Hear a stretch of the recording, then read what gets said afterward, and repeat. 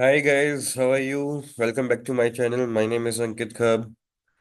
कल मैं ये सेशन ले नहीं पाया because I stuck in some meetings. So अभी जल्दी जल्दी सैटरडे और संडे का कर लेते हैं। पहले इस वीडियो में हम सैटरडे का करेंगे। तो सुप्रीम कोर्ट ने फटकार लगाई है एयर क्वालिटी पैनल पे और पोल्यूशन इन कैपिटल। इसके बारे में डिस्कशन कर लेंगे। एम के स्टालिन जो है वो मोदी जी से फंड मांग रहे हैं, ठीक है। जगन मोहन रेड्डी जो है उन्होंने तिरुमला विजिट कैंसिल कर दी है because of laddu controversy. And बाकी ये बीजेपी ने एमसीडी की सीट पे देख लिया। अब हम स्टार्ट करते हैं फर्स्ट इंपॉर्टेंट न्यूज के बेसिस पे।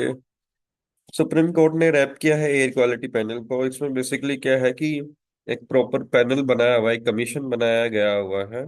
और उन्होंने अभी तक कोई भी रियल इम्प्रूवमेंट नहीं दिखाई है पॉल्यूशन कंट्रोल के अंदर। दैट्स वाई सुप्रीम कोर्ट ने उनके ऊपर फटकार लगाई है। तो उन्होंने ये बोला है कि कमीशन ने कोई भी इनिशिएटिव प्रोएक्टिवली नहीं लिए हैं और नॉन कंप्लाइंस किया है। तो जस्टिस एएस ओका और जस्टिस अगस्टिन जोस ने बोला है, like pollution your decisions are in the air, so they are not concrete, they are nothing in control. So there has been total non compliance of the act. तो उन्होंने accused किया है, supreme court ने accused क्या बोला है कि please show us a single direction issued to any stakeholders under this act. We are the view that though the commission have taken steps, it needed to be more active. अगर हम मान भी ले कि भाई आपने डायरेक्शंस दिए हैं तो वो ज्यादा एक्टिव होने चाहिए, उन रिजल्ट ओरिएंटेड होने चाहिए। तो ये बेंच ने बोला है, commission must ensure that it's effort and direction issued actually translate into reducing the problem of the pollution. Basic बात, सीधी बात, नो बकवास में बोलूं तो जब इनको सारी डायरेक्शन, सारे पैनल, इतना खर्चा, एक प्रॉपर पैनल बनाया हुआ है जिसमें इसरो, इसमें जिसमें सारे एक्सपर्ट हैं और रिड्यूस करने के लिए बोला गया है। तो इस पर्टिकुलर सिनेरियो के बेसिस पे उन्होंने बोला कि हमें कुछ, अब वापस से वो 3 अक्टूबर को अपनी फाइल रिप्रेजेंट करेंगे कि आप अपने डाटा दिखाओ और ये क्या है। बट उन्होंने ये बोला है कि ओवरऑल हमें रिजल्ट चाहिए। सीधी बात, नो बकवास के बेसिस पे ये है कि आप पोल्यूशन कम कर दो, हमें कुछ रिपोर्ट नहीं चाहिए। उनका बेसिस ये है कि बट पोल्यूशन कंट्रोल नहीं हो रहा तो हमें स्टेप्स बताओ कि कैसे क्या है। तो अभी 3 अक्टूबर को जो है स्टेटस रिपोर्ट मांगी है कोर्ट ने CAQM की, जो कि commission for air quality management जो है वो है। और इसमें इन्होंने ये बोला था कि also report on the incidents of stubble burning and actions taken against the violators, ये भी है। उसके बाद ये सेंटर और स्टेट्स को इकट्ठा ही मिलके एयर पोल्यूशन को कर्ब करना पड़ेगा। उसमें ये बोला गया है कि जो दिल्ली, हरियाणा, पंजाब, राजस्थान और उत्तर प्रदेश के आसपास के इलाके हैं उनमें जो है पोल्यूशन कंट्रोल जो स्टबल बर्निंग से होता है, उनको आप फार्मर्स को सजेशन दो या आप उनको उनके रेजिड्यू को खुद पिक करो और उनको इंसेंटिवाइज करो। सो ओवरऑल सिचुएशन में क्या है कि भाई फार्मर्स को इंसेंटिवाइज भी किया जा रहा है, आप उसको जला के हमें बेच दो। और उनका पनिशमेंट एक्शंस भी लेने के बाद भी वो ओवरऑल सिचुएशन कर्ब नहीं हुई है। तो स्टिल हरियाणा और यहाँ पे तो सिचुएशन, पंजाब में तो सिचुएशन कम हो रही है बट यूपी में ये बढ़ रही है स्टबल बर्निंग के इंसिडेंट्स। तो इन सारे मुद्दों के ऊपर कोर्ट ने बोला है, प्लस सेंटर और स्टेट को बोले कोलैबोरेटिवली काम करना पड़ेगा, then only we will able to find the solution. UK ने बैक किया है permanent seat in USC, United Nation Security Council for India. आपको पता है कि अभी जर्मनी ने G4, Germany, India, Japan and Brazil, इन चारों ने अपना मांगा था। अभी इसमें अफ्रीका को भी लिस्ट किया हुआ है कि हम चाहते हैं कि केस को फेयर करे और फेयर रिप्रेजेंटेशन हो सके हर एक कॉन्टिनेंट से। सो उसमें वो परमानेंट सीट चाह रहे हैं यूएनएससी के अंदर। तो यूके ने सपोर्ट किया है एंड जर्मनी, तो यूके ने सपोर्ट किया है इंडिया को। और यूएन मीट पे पाकिस्तान के पीएम ने ये बोल दिया है, कश्मीर इज लाइक पैलेस्टाइन की, पैलेस्टाइन के, कश्मीर के लोग भी पैलेस्टाइन के लोगों की तरह अनसेफ फील कर रहे हैं, इमीडिएटली उनको इंडिया से आज़ाद करवाया जाना चाहिए। इस न्यूज़ के बारे में अपन संडे के न्यूज़पेपर में बाद में डिस्कशन करेंगे फिर इंडिया ने क्या रिप्लाई दिया। It's a completely useless thing only, but let's discuss those points in today's newspaper. Arunachal Pradesh के अंदर एक पीक है, उसका नाम 6 दलाई लामा के नेम पे रख दिया, जो कि नाम रखा है सेंगयांग ग्यात्सो, जो कि 6 दलाई लामा के उस पे रखा था, उनकी होलीनेस के ऑनर में। और जो NIMAS national institute of mountaineering and adventure sports की टीम ने वहां पे वो पीक 20,942 फीट ऊपर थी। गोरी chain range of Arunachal Pradesh Himalayas में थी, तवांग वेस्ट कामेंग रीजन में है। तो उसको सारे चैलेंजेस को ओवरकम करते हुए, आइस वॉल्स को, ट्रेचर ट्रेचरस क्रेवेसिस को, 2 किलोमीटर लॉन्ग ग्लेशियर को, और the team has reached over there, and उसके बाद उन्होंने फिर इसका नाम रखा है। और इसके ऊपर चाइना की स्टेटमेंट आई है। आपको पता है चाइना दलाई लामा आपको पता है एक डेजिग्नेशन है, तो उसके बेसिस पे चाइना कहता है कि अरुणाचल प्रदेश तो हमारी टेरिटरी है, ये तो बिल्कुल इलीगल है, नल है, वॉइड है, तो इंडिया नाम नहीं रख सकता, ये फेक है। बट ये अपने अथॉरिटीज ने बोला कि चाइना तो ऐसे ही बोलता रहता है और बकवास करता रहता है। फाइनली ऑफिशियल मैप में ये रिकॉग्नाइज किया जा चुका है। टेक्सटाइल सेक्टर जो है वो क्रिएट करेगा 6 करोड़ जॉब्स बाय 2030, सिर्फ 6 करोड़, और लेबर इंटेंसिव के साथ। और ये फार्मर्स को भी कंट्रीब्यूट कर लेते हैं टेक्सटाइल सेक्टर के अंदर।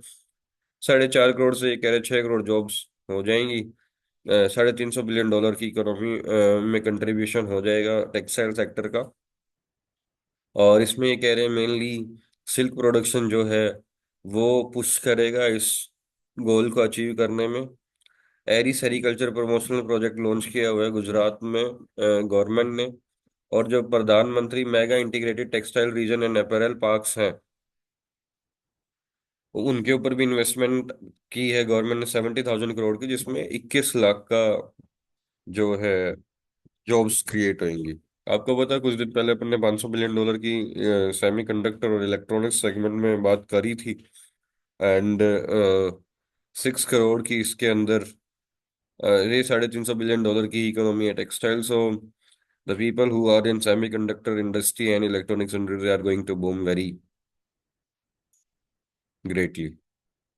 अभी लॉन्ग रेंज रॉकेट्स और फ्यूचरिस्टिक एम्यूनेशन और आर्मी विश लिस्ट के में आ गई है। बेसिकली क्या है कि जब से US, रशिया, यूक्रेन और इसराइल और हिजबुल्लाह और लेबनान के उस बेसिस पे इनको समझ आया कि इंडिया को हमें लॉन्ग रेंज इंटरसेप्टिंग मिसाइल्स के ऊपर काम करना पड़ेगा।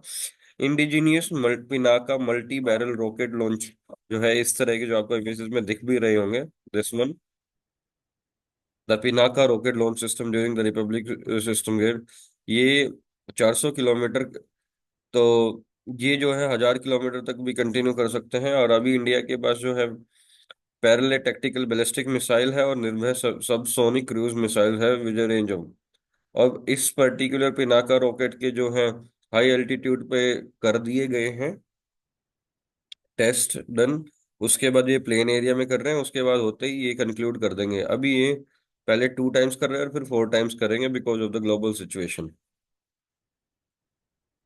आपको पता है यमन और Houthi claim missile drone attack on central Israel, और इसराइल ने बोला फिर हमारे जो डिफेंस सिस्टम है उसने उनको प्रोटेक्ट कर लिया है और वहीं पे न्यूट्रलाइज कर दिया था मिसाइल्स को।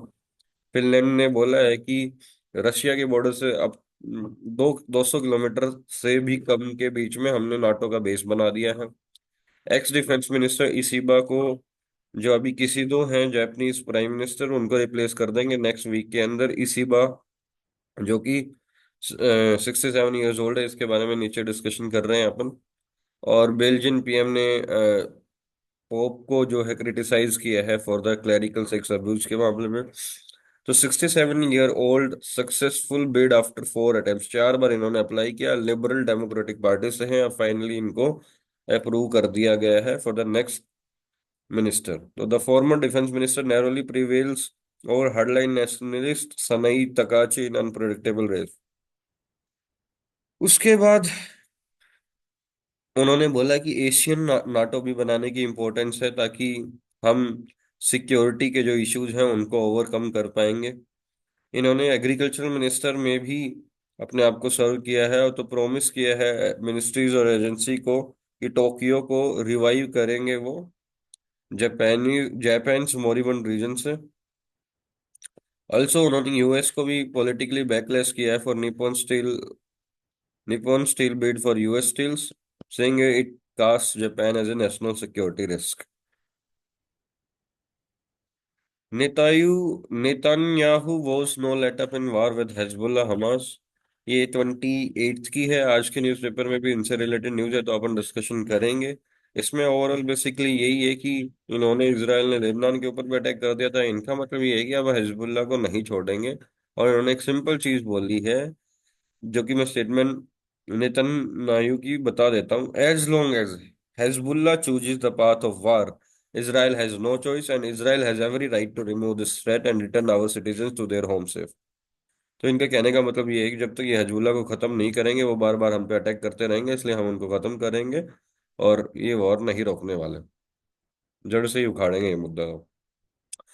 अब ये कह रहे हैं कि India braces for China shock 2.0। Basically क्या है कि ये चाइना का जो जितना भी ग्लोबल मार्केट में फ्लडेड हो चुके हैं, जितने भी गुड्स एंड सर्विसेज और इन्वेस्टमेंट और सब कुछ, तो उसके ऊपर कर्व करने के लिए सारे नेशंस को टुगेदर आना है और उनको एंटी डंपिंग इन्वेस्टिगेशन और एंटी डंपिंग सब्सिडी वाली चीजें करनी पड़ेगी, ताकि चाइना का गुड्स जो है फ्लड ना हो अपनी मार्केट्स में। अगर अपन देखेंगे भी तो जो है, यूएस ने 100% ड्यूटी लगा दी है ईवीज के ऊपर, और 50% duty on solar cells on China. जो चीज 100 की बिकती है वो 200 में ही पड़ेगी, तो उसके बाद रिटेल प्राइस बढ़ जाएगा, तो कौन ही खरीदेगा चाइना का माल, ताकि चाइना का जो इफेक्ट है उससे बच सके। ऐसे ही इंडिया का डिस्कशन था कि 2020 के अंदर वो बस $40 बिलियन का धंधा करता था, इंपोर्ट करता था, आज वो $100 बिलियन का धंधा इंपोर्ट करने लग गया। तो इंडिया नहीं बिक पाया, बच पाया है इसके वार से। तो इसके ऊपर इंडिया ने भी अपनी इंपोर्ट ड्यूटीज बढ़ानी स्टार्ट कर दी है। तो एंटी सब्सिडी मेजर्स लगाएंगे ये, ताकि कोई सब्सिडी नहीं देंगे, और ये है। और वो कह रहे हैं कि उनके चीजें गुड्स आने से हमारी मैन्युफैक्चरिंग कंपनीज भी बंद हो जाती हैं, बिकॉज वो अपने प्राइसेस मीट नहीं कर पाते बिकॉज ऑफ चाइनाज प्राइसेस, और फिर उसके बाद जॉब लॉसेस होता है। सो इसमें ब्रीफ में दिया हुआ है कि domestic slow down intensify export plus, basically China में खुद का स्लो डाउन हो गया, कंजप्शन कम हो गई है because of an number of factors की। प्रॉपर्टी क्राइसिस है, वीक क्रेडिट है और लो कंज्यूमर डिमांड है। तो इसलिए चाइना की जो है वो रेस्ट ऑफ द वर्ल्ड के ऊपर है अपनी कैपेसिटी को वहां डालने में, इसलिए उनकी प्राइसिंग काफी कम हो गई है। उसके बाद blocking India access to solar equipment. Solar equipment में इंडिया का प्लान है 500 गीगावाट का 2030 में इन्वेस्ट कर दिया $4.5 बिलियन में। स्टिल जो है चाइना के पास होल्ड है कि 85% जो है वो प्रोड्यूस करता है global supply of solar cell का, 88% सोलर ग्रेड पॉली सिलिकॉन का, 91.7% सिलिकॉन इनगोट्स का।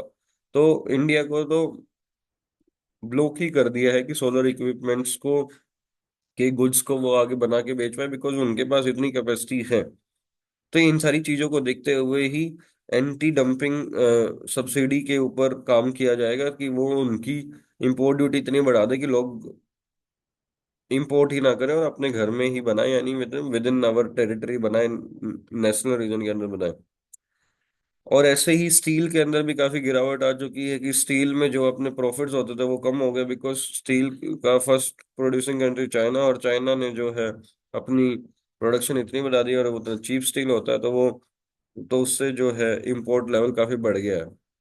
और चाइना की डोमिनेंस जो है इलेक्ट्रॉनिक्स में अपन सब देख ही सकते हैं। इंडिया के पास तो अभी लास्ट 2 इयर्स के अंदर ही एप्पल की मैन्युफैक्चरिंग आई है, और उससे बड़ी है। अदर देन दैट तो चाइना ने ही तबाही मचा रखी थी। तो इन सारी बेसिस के बेसिस पे एंटी डंपिंग एक्टिविटीज पोस्ट की है। This is about the Saturday news. So let's discuss about Sunday news in next video. Thank you, have a good day, bye bye.